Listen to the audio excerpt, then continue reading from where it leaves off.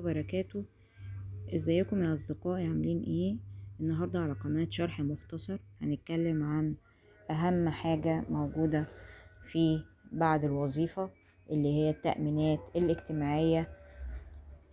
هذه مؤسسة مهمة جدا ومهمة لجزء كبير قوي من المصريين. تعالوا نتكلم عنها بشكل مختصر. الموقع الإلكتروني اللي موجود بيقدم خدمة أو خدمات كتير قوي. بيتكلم عن خدمات الهيئة القومية الاجتماعية للتأمينات الاجتماعية. طيب، في أول ما بنخش على طول على الموقع، عايزين نستعلم مثلا عن رقم التأميني أو عايزين نشوف أي خدمة من الخدمات اللي تخصنا، بنخش بنلاقي قائمة بتتكلم عن الهيئة القومية للتأمينات الاجتماعية، ايه الخدمات اللي بتقدمها، والمركز الإعلامي اللي بينزل منشورات طبعا للهيئة، وفي القوانين والقرارات اللي هي بتطلع الجديدة والقديمة. وفي برضو جزء من الخدمات اللي هي المناقصات والمزايدات. الهيئة القومية ذات نفسها بتبعت لموردين عايزين يطلبوا مثلا حاجات. وفي برضو الوظائف، لو في وظائف في هيئة التأمينات الاجتماعية بتظهر على الموقع. وفي اتصل بنا، لو في أي مشكلة انت ممكن تتواصل معهم من خلال الموقع، بيردوا عليك على طول. وفي حاجة اسمها تسجيل مستخدم جديد، وفي تسجيل الدخول قبل ما تخش موقع عايز تعرف أي معلومة عن خدمات تخصك في التأمينات الاجتماعية، فلازم تعمل تسجيل دخول. بنخش على موقع جوجل، بنكتب الهيئة القومية للتأمين الاجتماعي. طبعا بنخش، فبيظهر لنا هذه القائمة الاستعلام عن الرقم التأميني. أي حد بيبقى مؤمن عليه لازم بيبقى له رقم تأمين. فالرقم التأميني ده تقدر تسجل على الموقع وتخش بيه، وتقدر تشوف ايه حالتك التأمين الاجتماعي موجودة ازاي. بعد كده بنخش على سواء حالتك انت مؤمن عليك او مستفيد بتقبض معاش، او صاحب عمل عندك شركة مثلا وبتأمن على الموظفين. طبعا او قائم بالصرف، يعني لسه الموضوع معلق طبعا، ايه لسه هيتعمل له ايه يعني اجراءات. طيب، في غير مصريين مؤمن عليهم؟ في غير مصريين مؤمن عليهم. طيب، في خدمات مهمة جدا على هذا الموقع. الخدمات دي احنا نقدر نعمل ايه على الموقع؟ نستعلم عن رقمنا التأميني بالرقم القومي، نسجل رقم تأميني احنا خدناه. في تأمين على عامل بالقطاع الخاص، اختار العامل مكتب الهيئة عند التحاقه بعمل. وفي تأمين على عمالة غير منتظمة. طيب، الاستعلام عن الرقم التأميني طبعا برقم البطاقة وباسم الأول من الأم. وطبعا بتعمل أناليست روبوت تعلم عليها وإرسال الطلب. هيظهر طبعا فئة الخدمة الإلكترونية اللي هي يقدم لك فيها رقمك التأميني ورقم بطاقتك واسم الأم، والدنيا ماشية ازاي في تأميناتك الاجتماعية.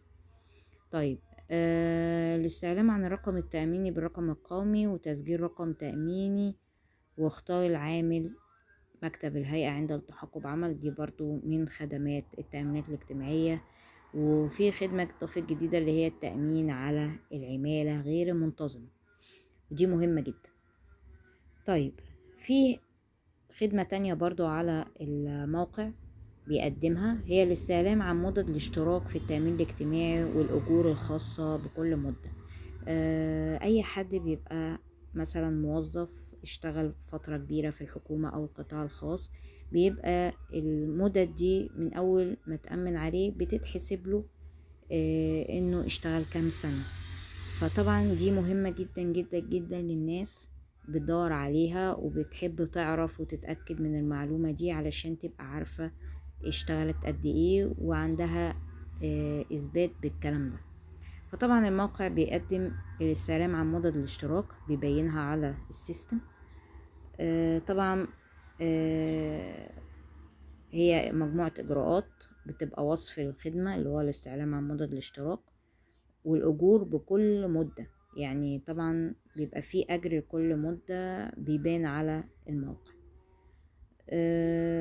طبعا المستفيد طبعا مؤمن عليه، لازم طبعا ايه يكون عمل تسجيل دخول في البداية، ويسجل الرقم القومي ويعمل كلمة باسورد، ويعمل تسجيل دخول. فإذا ما عملش كده طبعا مش هينفع ان هو يعرف مدة الاشتراك ولا الأجور الخاصة بكل مدة. فلازم يعمل تسجيل دخول كمستخدم ويعمل باسورد عشان يعرف يخش على الموقع.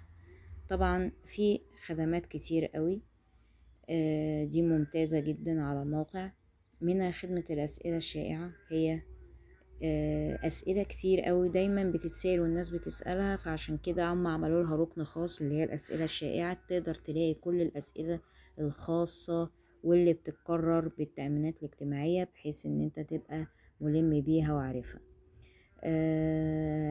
الأسئلة الكتير دي دايما مكررة وفي بال كل شخص، فهم جمعوها في ركن، فنقدر نبص عليها بصة سريعة علشان خاطر ما يبقاش في أي حاجة واقفة قصادنا، يعني نبقى فاهمينها. طيب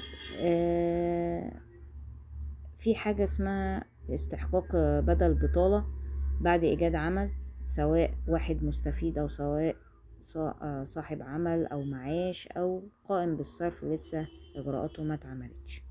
طيب المؤمن عليه دايما هو كل شخص مواطن تسري عليه أحكام قانون المعاشات والتأمينات الاجتماعية، سواء كان في عمل لدى أي قطاع خاص أو قطاع عام.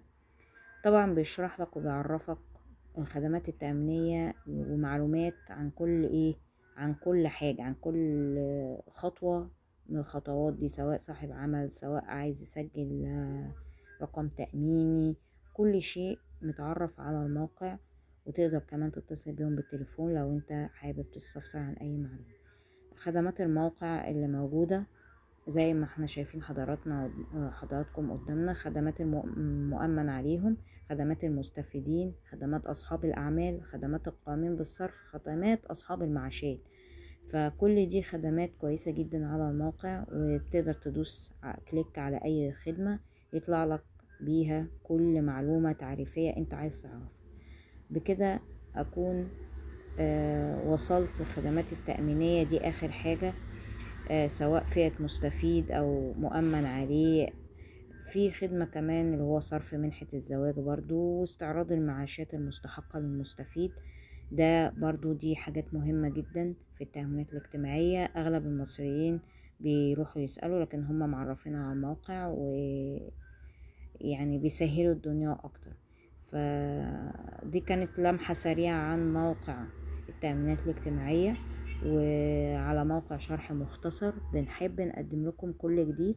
فما تنسونوش في الاشتراك واللايك والشير، وان انتم تفيدوا بغيركم معلومة، دي حاجة كويسة.